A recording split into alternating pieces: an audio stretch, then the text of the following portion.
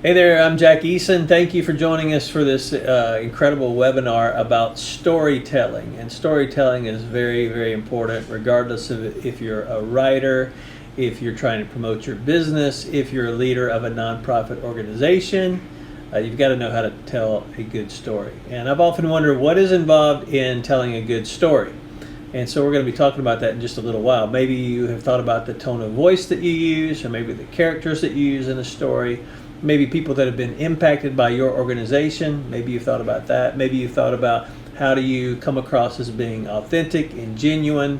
All those things are important, especially when it comes to sharing your story through your nonprofit. And you may say, why is that important? Well, here's why. 56% of donors, partners, say that it was a story that motivated them to support the mission of that organization. So I often tell people it's not the organizations that are doing the best, unfortunately, that are the most successful or fruitful. Oftentimes it's the organization that does the best at telling the story of what they do. So that's why telling the story is so important. So I thought we'd be a little creative, and I have an in with our special guest today that's kind of lead us in that discussion about storytelling. Some of you may have heard about her or know about her. She's a best-selling author. Her books have appeared on the ECPA and the CBA bestsellers list. I lost track. I think it's somewhere around 60 books that she has written. She's shaking her head. She'll tell me if it's more or less in just a minute. But a lot of books that have won a lot of awards and on the bestsellers list. And she's going to walk us through how she determines what's the best elements of the story. And so as you hear her talk about that, our special guest, I want you to be thinking in your organization about telling the story of your organization. All right? So put your hands together right there wherever you're watching and give a big round of applause. We won't be able to hear it, but that's okay.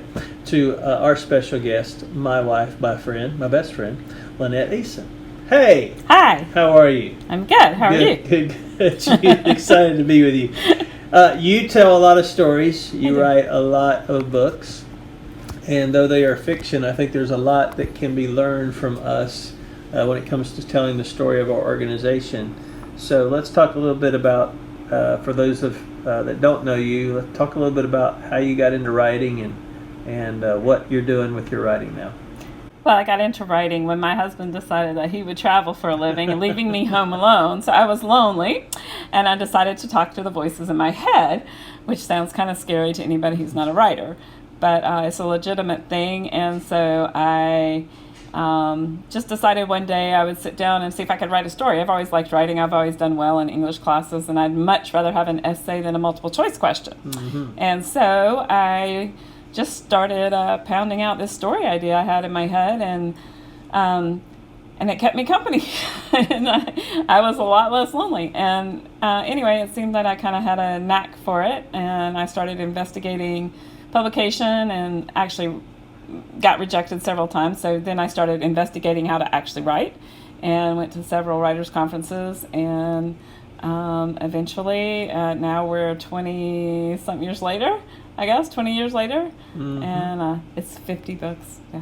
50, okay, yeah. 50. Mm-hmm. So that's how I got into it, though. It's a lot. It's a lot of books. At any rate, it's a lot of books. Yeah. And in the process of you becoming now a best-selling author, I know there was a lot of trial and error. There was a lot of training, too, from conferences that you went to, but there was also a lot of trial and error of figuring out what are the elements in a good story, what keeps people back. In Lynette's world, of course, it keeps people coming back and buying more books.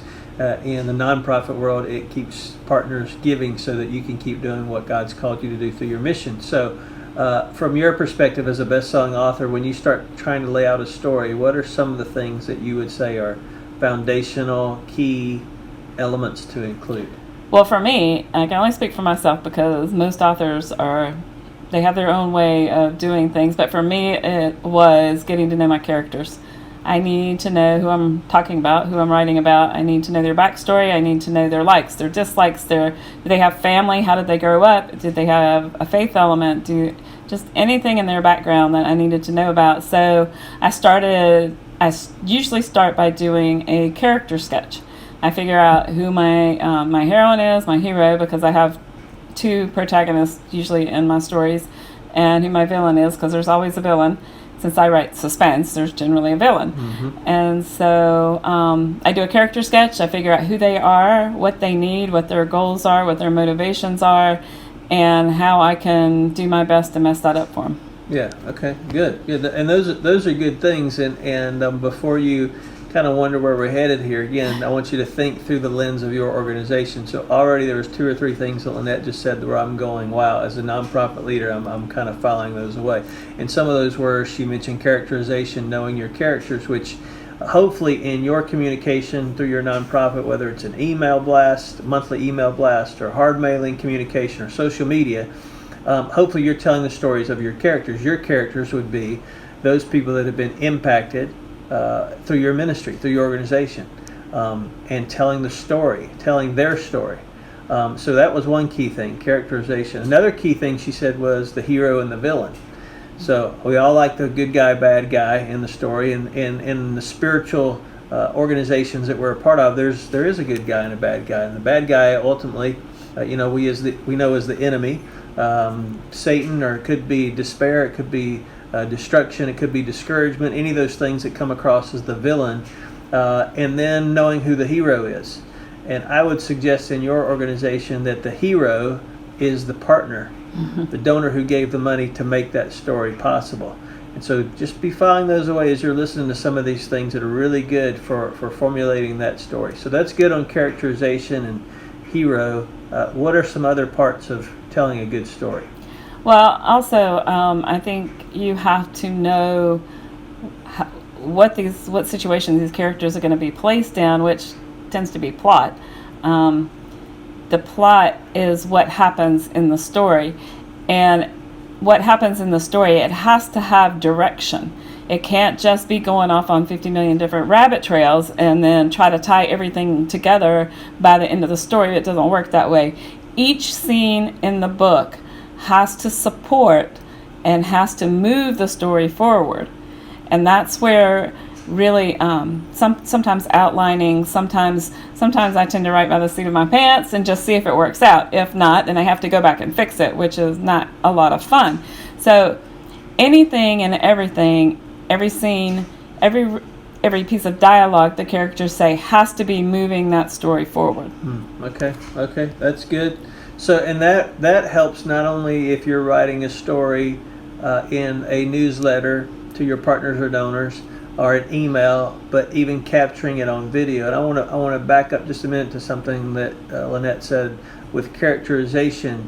What are some tips that you can share with us about explaining the character or the person in the story? Are there some keywords, descriptive words? What helps a character come to life? Because some of us in our nonprofit struggle telling the story about somebody whose life is impacted, and maybe it's too simple. Maybe it doesn't elicit emotion from the donor or the partner that's reading it. What are some key ways we can get better at characterization? Well, what I have to do is I have to realize, and most authors do understand this, is that we're not just two-dimensional people.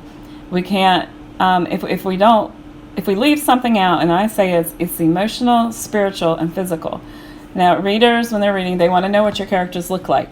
They want to know how they feel inside, what is their internal struggle, because that brings me to conflict, which I'm not sure. Am I supposed to talk about that yet? We'll get to that. Okay, so their internal struggle, and their physical internal struggle, emotional and spiritual, and when you leave one of those out, then your characters become flat. Like they don't. It's harder for readers to connect. And the big thing is, and this is taught at so many writers' conferences, and I teach it in my own classes, is in order for your reader to keep reading, they have to connect with the characters right off the bat. If there's no connection, there's no reason for them to keep reading. And so when we're creating these characters, I'm trying to make sure that my readers like the character. They may not like everything about them, because no character is perfect, because we give our characters flaws as well, but that's just part of being a character, being that well-rounded 3D character. So I just feel like making sure that there's something about the characters that the readers connect with.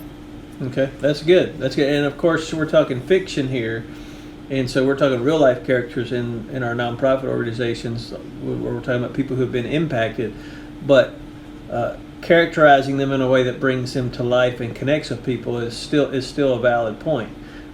Because most of our partners will be unaware directly or have a personal connection with that person who's been impacted. So as much as we can do to describe that person, what they've gone through, their background, all those kinds of things. Obviously, I know some of you are thinking, well, I can't do that because that's a confidential thing. You can do it in a way that helps them remain confidential, and also let the partner know that they've impacted someone. You can change the name. Then you slide over into fiction, because you can change the name to protect the innocent.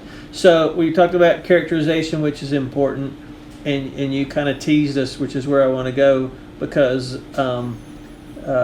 with that character, if there's not a problem, I call it problem, Lynette calls it conflict, then really the reader is left going, okay, why are you telling me this?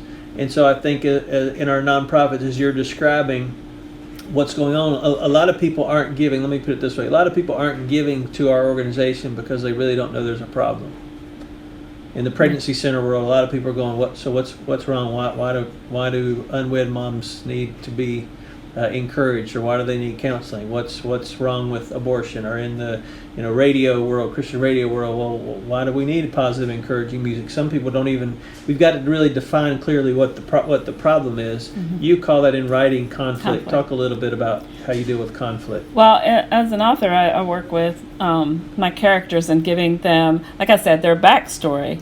In creating them, that's what we call it the backstory, and their backstory generally is going to be what causes the conflict in the story, in the present day story, where the story starts. Like the story starts in the character's everyday normal life, and then there's something that happens to flip them right out of the normal and into the rest of the story. And usually what happens is a problem. And I write romantic suspense, so it's usually a murder or some kind of a bank robbery, a kidnapping, something that takes them out of their normal everyday life and is going to turn them into the hero that they will eventually become by the end of the story. And so they're going to have internal conflicts that result usually from the backstory, whatever I've created for that character that has happened in their past, and they're dealing with either a fear of abandonment, or if a parent left them when they were young and they've never really dealt with that abandonment issue, or maybe it is a fear of something. There's a big fear. And through the story, I can give you an example. One example would be in one of my stories, my heroine was a foster child, and when she was younger, one of her foster brothers or sisters decided they didn't want her in the house, so they tried to drown her in this family swimming pool. And so, I know, sorry y'all, that's why my brain works. But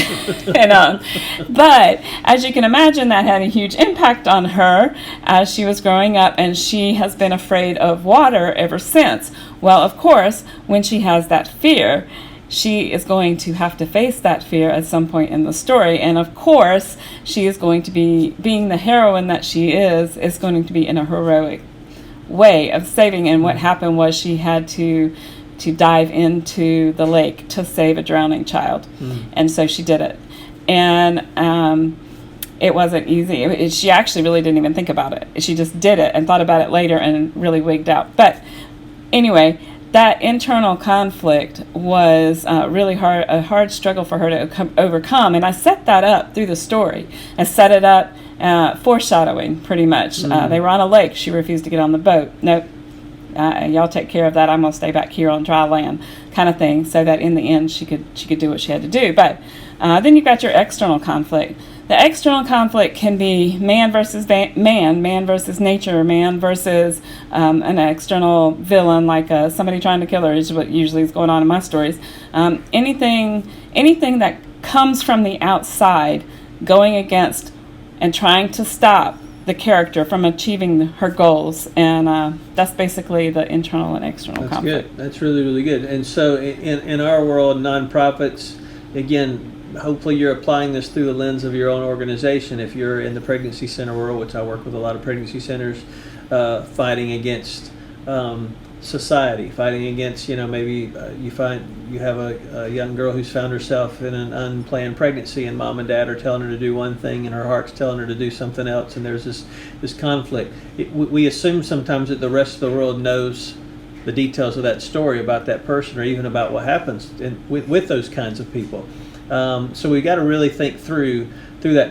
Now the as you describe that problem, another P, I kind of have the 4 Ps as I think about storytelling. You describe the problem. It's that plot, the ebb and flow of keeping people engaged. How do you do that? What are some ways? Obviously, the backstory and creating that on the front end, which implies preparation. I guess that's another P. Preparing and not just telling your story, but thinking through how you're going to tell it. But when it comes to the plot, are there some key words or key things that you think of when you're thinking through the plot of how to keep the reader engaged? Well, one thing that we're taught as writers going through conferences and classes and trying to learn the craft in order to get good enough to be published is you want to end every scene and every chapter on a cliffhanger. And they say they want you to do this because the reader usually says, okay, at the end of this chapter, I'm going to close the book and I'm going to go to sleep. Well, your goal as the author is to say, oh, no, you're not. No, you don't see. This is how the chapter is going to end, and I'm going to leave you hanging, and then you're going to have to turn the page to find out, what's going to happen next. And so mostly cliffhangers and just keeping the suspense on every page of the story. When there's a problem, I have my characters thinking about it. I have them discussing it. I have them watching over their shoulder, or feeling like somebody's watching them but can't see anybody there, or for example, in one of my books, the opening scene was my heroine. She woke up and she was like, something's off, something's not right. Well, and she just laid real still, and then she heard a footstep. Well, that's kind of creepy, and the reader's going to keep reading to make sure she's going to be okay in the end. Which anyway, so that's what I do. That's good. So thinking through the plot. You in the nonprofit sector, in the nonprofit world, maybe in a newsletter or video or email, can't necessarily keep the reader on to turn the page because maybe it's it's your monthly partner letter, so it's one document, one email, one video. But what you can do is you can tease what's coming up maybe next month to keep the person wanting to come back for more. Hey, here's an incredible story from this month. You tell the story, but wait till you hear what happens with so-and-so. Tune in next month. You can create some cliffhanger type scenarios to keep your donors engaged with your organization with teasers at the end of each month. And so Lynette's talking to us about, again, characterization helps with letting people know about the problem that person has. The plot obviously is important. I use another P word. I don't know which one you use here, but I use the word payoff. Like, okay, what's the win in the story? And all of us have seen TV shows or movies where you get to the end of the 2.5 hour movie and you're kind of like, well, that was a dud. There's no payoff. In all of your books, and maybe even in each chapter, because you're keeping them hooked to the next chapter, there's some kind of payoff. What would you describe that in writing? Well, it's funny. We were really just discussing this on a writer's loop of mine, and that is the payoff for a romantic suspense author or a romance author or people that want to keep their readers coming back is that HEA, happily ever after. That's the payoff for the readers when they're reading a book. Most readers, I'm sure there's exceptions, but most readers pick up a book because that's their escape. That's their mental downtime. And they can lose themselves between the pages of a book for a few hours and forget about the fact that they have to cook dinner and whatever.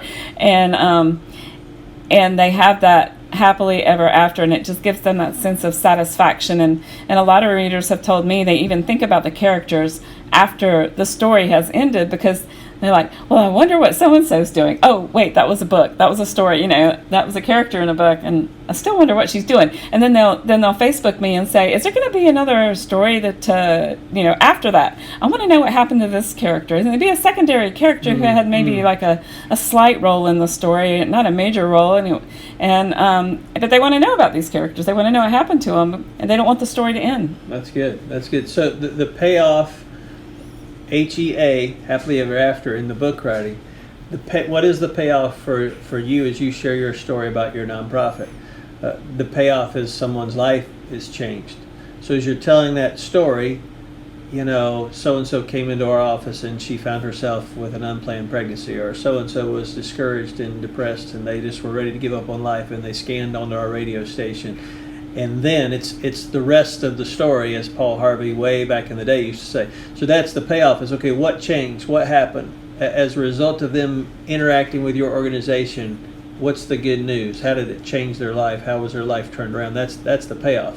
And so a lot of times we err on one side or the other. We either spend a lot of time talking about the problem, and then, oh yeah, they tuned into the station, or they came to our organization and we talked with them and prayed with them, and HEA, they were happily ever after. We don't really spend a lot of time talking about the payoff, or we don't do a lot, we make the opposite problem, and we don't tell a lot about the problem, and we jump right to, oh, and they came across our station and God used it, or they came to our organization and God impacted their life, and blah, blah, blah. And people don't really think it's a great payoff because we didn't really explain their life before they encounter our organization. So it's an equal balance of both to get the payoff.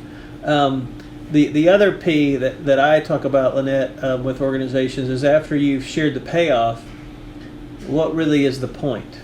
So I don't know how that would fit in writing. At the end of your writing, I know you have not only the HEA that you want to happen, but you want readers to walk away and have something happen, or make a decision, or be different, or the story to impact them in some way. What do you call that? I just call it, what's the point? What do you want them to do at the end of reading the book? I call it the theme. I guess I would call it the point too, really. But usually my books have a theme, and since I consider my writing a ministry as well, I do get a lot of emails and a lot of Facebook messages about people who have taken that story and applied the problem solving to their lives. And maybe there was one girl who read a story, and it had a character in there who was cutting because of her low self-esteem, and she Facebooked me, and she was like, "This is me," and then she said, "I can't even tell you the impact this has had on me. So thank you for that." And then, I was writing one story, and I had named the character David Hatchet, and I kept typing David Hackett. And I was finally like, what in the world is going on? I've never had this issue before. And so I was like, fine, your name is David Hackett. Obviously you want your name to be David Hackett, so it's just going to be David Hackett from now on. And he was in the Army, Special Forces, and he just really wasn't a very nice person in the beginning of the story. He had deceived this woman, and he had even married her under a... the whole relationship was a lie, because he was in the witness protection program, and he decided that he would be safer if he was married, and they would be looking for a married guy. Well, through the course of the year, he fell in love with her, and he had planned to tell her the truth and confess it all, and just take it on the chin. And so before that could happen, he was in a car accident. They got to throw all that conflict in there. So she finds out when she wakes up in her bedroom with people looking for him and threatening to kill her if she doesn't tell them where he is, and she doesn't know. She finds out who he is, and all the story goes on. And it's a process, and the theme on that is mostly forgiveness. But so anyway, I had a reader email me and tell me that the entire story had shaken her completely, because she had met a guy online named David Hackett. He was in the Army, and he lied to her about their whole relationship and had stolen a bunch of money from her. And she said because reading that book, she felt like God was telling her she needed to forgive him. And so she said it was very hard to read the book. She said it took her about 2 months to actually finish it. Wow. And so stuff like that. The point is for readers to read the books and possibly have their lives changed for the better. Yeah, that's awesome. That's awesome. And sometimes we don't even know what the point is. We discover God does something exactly. that we don't even plan. For us in the nonprofit arena, the point when somebody reads our story, the point that when we get the privilege or opportunity to share our story, hopefully the point is something from that story eliciting some kind of response, as Lynette just described. The reader walking away going, wow, I need to learn how to forgive, or whatever the point is for reader. For us, when we're communicating to partners, there is a point. And the point should be not only obviously to give God the glory for the life change that's happened, that's kind of the given, but ultimately it should be to engage that partner to want to do something in relationship with your organization. So what I mean by that, I mean when you share that story, you should give the reader of that story an opportunity to respond. You should have, if you want to call it, a call to action in that story. So your stories are not just to share just for the sake of sharing a story. The point is to share those stories to say, hey, here's what God is doing through our organization. You can partner, like the way I like to say it is, you can partner with the creator of the universe through our organization to impact another life. So would you like to do that? Would you like to become a monthly partner? We want to make more stories like this one happened that the person just read.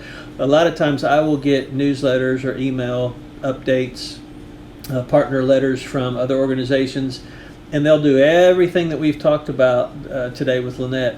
Great, all the way up to the point, and you'll read the whole story. And as a reader, you're reading, going, "Wow, you've elicited emotion. I've connected, and wow, the plot of the story is great, and the characterization is great. And I see the problem, and I see how the organization's changed that person's life." And then it'll be signed sincerely, organization leader, and it's like they're never given the opportunity to know what is the point. The point is I'm sharing that story with you so you can engage with God and us to impact more lives. So there's got to be some kind of call to action there.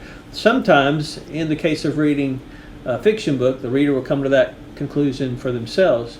More often than not, in the nonprofit arena, we've got to lead the person reading to where we want them to go. And maybe talk about that a little bit as we wrap up here. What are some key ways, because, and we're dealing a lot with the imagination, but what are some ways, I know that you're purposeful in leading that person who's reading along the way to the next place in the story. How do you do that? Well, part of it is setting up the plot and setting up the characters. Everything is set up and everything has a place in the story. And so what I'm doing is taking the reader from the call to action. We call it a call to action in writing. The initial part where the hero or the heroine, something happens and the hero or the heroine has to step up and answer that call to action so they can actually be the hero or the heroine in the story. That's right. And so, we take it from there. We start with the call to action. A lot of times we give, every time actually, I have to make sure that I give my hero or my heroine or both the tools and skills necessary to complete that call to action, to actually fulfill what they set out to do, and that is usually to defeat the evil person. And so with those skills and tools, such as an FBI agent looking for the murder of her family from 15 years ago, she's got the tools and the skills to do that and to find that person. Whereas if she was just your general person, she would not be able to do that without some kind of help. So I just take the reader. I try to make them want to know what's going on in these characters' lives. I just make them want to know more and try to make them keep turning the pages as they finish the story. That's awesome. And just keep the plot going and reveal new information along the way. Somewhere in there I've got to have some wow moment, some surprise, something that she wasn't expecting, the reader wasn't expecting. And And so, oh man, I wasn't expecting that. What's going to happen next? And just keep going with that. You know what you said there was really a good reminder, because you said you gave them the tools, the person that could be the hero in the story, the tools to be the hero. Right. And that's what you do as a nonprofit leader in your storytelling, is at the end, that call to action, the point is you give them the tools. Hey, here's a way that you can do this. You can be a one-time giver of X amount. You can be a monthly partner. We're going to give you the tools to do that, which is the finances, or maybe a prayer partner, whatever. Giving them the tools. Some of that's just as simple as giving them a place at the bottom of the letter to tear off and send back in. Some of it, if it's in an email, linking to a form they can fill out on your website so that you can acquire their name and get information to correspond with them. You'd be amazed how many emails I get from organizations that have a great partner letter and story of how God's used their ministry, and at the end there's no link. There's not even a donate button. There's no link. There's no form I can fill out to go, oh my goodness, I've been motivated to be a part of this. Well, there's no tool for me to be able to do that. So all this is important. Great information on telling the story in a way that will help people get involved with your organization, letting them know what the problem is, sharing the plot, letting them know the payoff, and then asking the question, what is the point? So thank you. You're welcome.